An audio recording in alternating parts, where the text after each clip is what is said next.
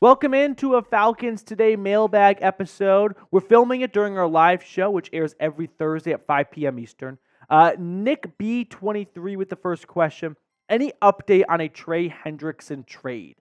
There is a slight update from Cincinnati, and it's not one you maybe want to hear, but Hendrickson is committed to playing with Cincinnati this year, despite the trade request. He's ultimately looking for a contract extension of sorts, but if he doesn't get one, it doesn't look like he's going to sit out for the 2024 season. He talked about how excited he is to play for this team and whatnot, but he's ultimately looking just to get more assurance that the Bengals want him around long term. It's not even the final year of his contract. They added on an extra year last offseason, so he still has 2 years left on his deal, but welcome to the modern day and age of players and contract negotiations. Feels like everyone's always looking for an extension. So maybe a trade at the NFL deadline for the Falcons. To me, I don't think we're going to see them make a big defensive end acquisition via trade right now. However, once the season gets underway and they've got a better idea as to the type of production they can get out of the rookies they drafted this year and some of the other young players like Zach Harrison and Arnold Ebiketie rising the ranks, if they feel like it's not adequate enough and the offense is doing their part and they're one defensive piece away from being legit NFC contenders, then I could see them going after someone at the trade deadline, in October or early November. But for now, I wouldn't hold your breath on a trade.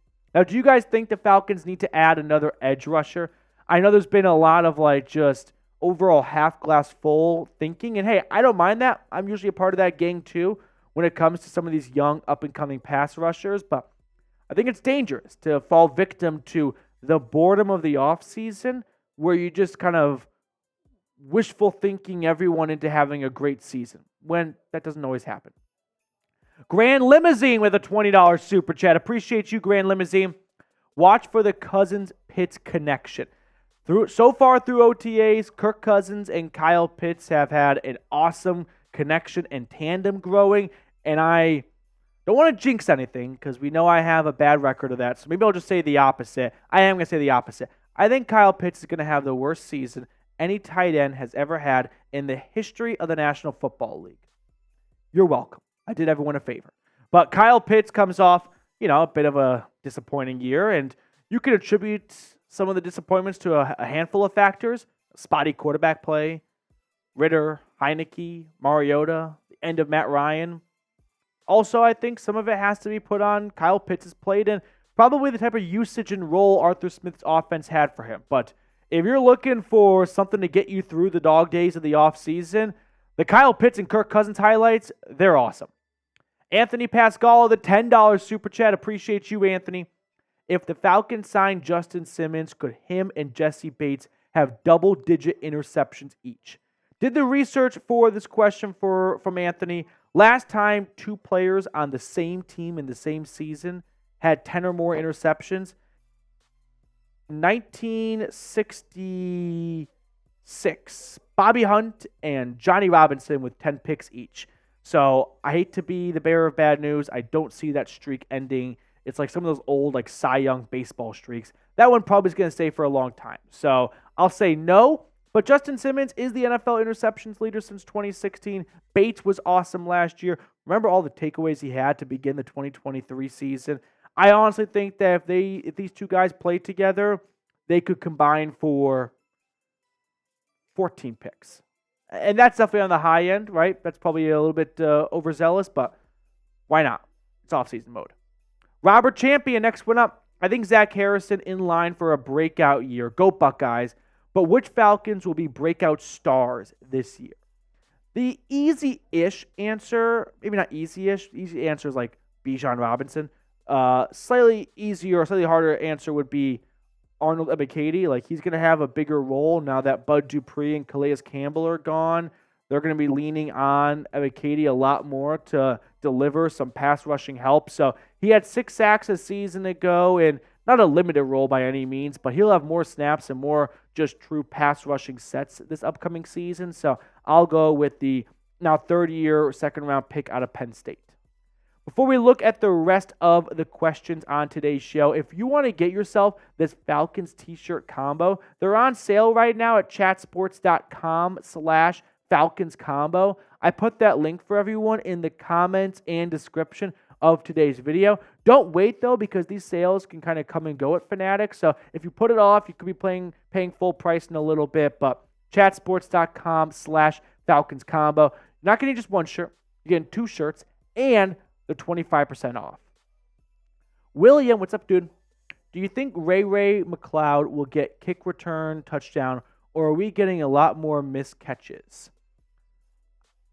I don't even know how to begin making predictions on special teams, kick return touchdowns. With the new rules, it's the wild, wild west. Like, it is just completely uncharted territory. This is manifest destiny for special teams coordinators. So I've got no clue as to what we can expect to see from Ray Ray or anyone else for that matter when it comes to kick return touchdowns. So, sure, like, I'll just say the optimistic output on this, but I can't give you a straightforward answer without having any idea what special teams even look like on the kick return side of things this year. ATL fan, what are your expectations for Kirk Cousins? Expectations for Kirk Cousins. I'll just give you like stat expectations. Does that sound fair? We can throw out Kirk Cousins' last 4 years, and sadly and depressing enough, Kirk Cousins last year, despite playing 8 games, 18 touchdowns for the Vikings, more than Heineke and Ritter combined, I think, just off the top of my head. But for me, I'll say projections or expectations. Get to 4,000 yards. They're going to pass the ball a lot. Also, when a quarterback has a lot of passing yards, there are a couple of factors in play. One, they usually have to be a good quarterback. Two, they have to be in a very pass-happy offense. And three, and this third one gets forgotten a lot, they have to be on a team that's got a weak-ish defense where they tend to be throwing the ball a ton in the fourth quarter. And I think that could very much be in play for Kirk. So I'll go 4,000 yards, 28 touchdowns, and 10 interceptions. Anthony Davis, what's going on? Who would win in an exhibition boxing match between you and Aaron Freeman from Locked On Falcons? That first. I have no idea. Yeah, Aaron seems like a cool dude, so I would suggest right as the bell rings to play Switzerland, maybe go to like Sweetwater or something, but I don't know. I'm not a very athletic human being right now. This is not my best shape of life, so without looking at Aaron, I'm inclined to give a quick, cuck answer here and go Aaron Freeman probably could take me, but yeah. Would love to not do that one day. Isavilla, in your opinion, is there going to be a surprise roster cut in the future? Who might it be? Maybe Taylor Heineke if Michael Penix really looks like a formidable, like NFL quality backup QB in his rookie season. There are a couple of things that factor into the quarterback room. It's more than just having a quarterback that you can trust to go in and replace the starter if needed. A big part of the backup quarterback job is getting the starter ready, right? Going into the quarterback meeting room going, hey, was watching some film, noticed this tendency from this DB for next Sunday. Please use my homework to better yourself, right? Not all quarterbacks are built to help people above them on the depth chart out. So if Penix is looking like a quarterback that can, bring that type of intelligence and just, film recognition to the room, maybe they decide we don't need Taylor Heineke. That would probably be the surprise roster cut on my, radar. Brody Brown, Zach Harrison, over or under 7 sacks? I'll take the under. He had 3 sacks last year. If he doubles next year, he's still at 6. It's a really good season, but I don't think we're going to see him go from 3 up to 8. And keep in mind, 3-4 defenses, the 5 technique is not going to have that true, runway takeoff that the outside linebacker does in this type of formation. They usually have to fight through sometimes a tackle and a guard, and that's a little bit more difficult, and they've got more run-stopping responsibility, so they can just sell out for the pass every single time. So I'll take the under on 7 sacks for Harrison. Kapalot Bussin. If we do horrible this season with everyone healthy, what mindset do you think the Falcons will have? Probably, we're sorry, Belichick. Will you? I mean, if they have everyone healthy, like you said, and they go 7-10, I don't think Raheem Morris gets fired after a 7-10 season. But like, man, is pressure gonna get turned up a ton after just 1 year for him? So the mindset will be hope that Michael Penix is the guy because he could be taking over sooner rather than later. Anthony Pascal, once again, how many rushing yards will Bijan Robinson have at the end of the season? I'll go with Bijan having 1,250 yards. That's an extra 300 or so yards from his rookie season. So, sure, a pretty sizable jump, but I think he can do that. Plus, last year, there were so many WTF moments with him and Algier splitting touches and whatnot. Leave Algier for 3rd and 1. Leave Algier at the goal line. Give Bijan the ball everywhere else. And you can still give Bijan the ball in those situations, but I don't need to see this 50-50 split nonsense anymore. Jason Greenway, pump the brakes. I think Eddie Goldman is going to be a big surprise. What do you think? So far, the buzz from OTAs is Eddie Goldman has looked good. It's hard to really stand out in OTAs when there's no pads and you play in the trenches. But for a guy that hasn't played football since 2021, definitely looks to be in good shape. And that's kind of half the battle for practices in May, just not getting gassed off the field and embarrassed by a rookie. So I think Eddie Goldman can be a really solid backup nose tackle to David Onyemata. And that's going to just kind of free up David Onyemata to do even more things this year if he's got a reliable rotational piece that can give him a breather every so often. Archangel, will the Falcons sit out Kirk throughout the preseason? It's a good question. I don't know off the top of my head if Kirk Cousins played in Vikings preseason games. Someone can fact check that for me. My guess is yes. Their first preseason game is in Miami, August 9th or 10th off the top of my head.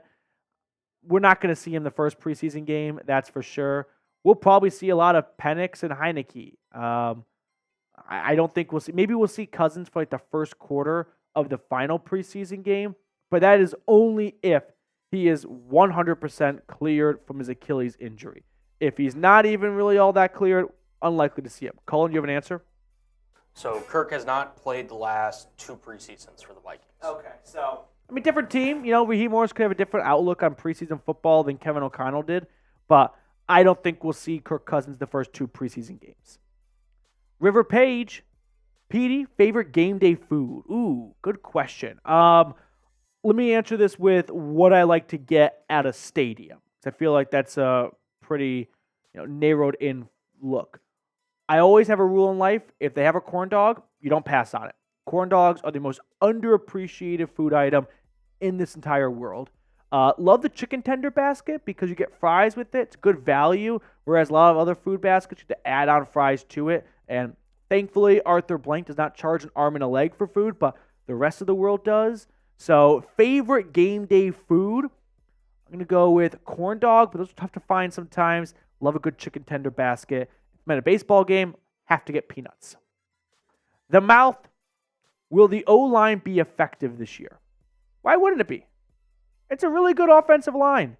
And there are some pros and cons to the new regime and how these guys will fare in it. But Jake Matthews has always been a better pass blocker than run blocker. And that's true for most left tackles. Caleb McGarry, a better run blocker than pass blocker. So he will definitely have to improve as the Zach Robinson offense will throw the ball a lot more than the Arthur Smith offense did.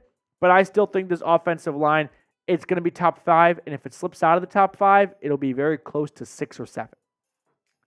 All right, that will do it for us on this edition of Falcons Today. Thank you guys so much for tuning in. I always appreciate those of you that watch all the way to the end of the video. So if you're still watching, drop an ATL for me down below in the comment section.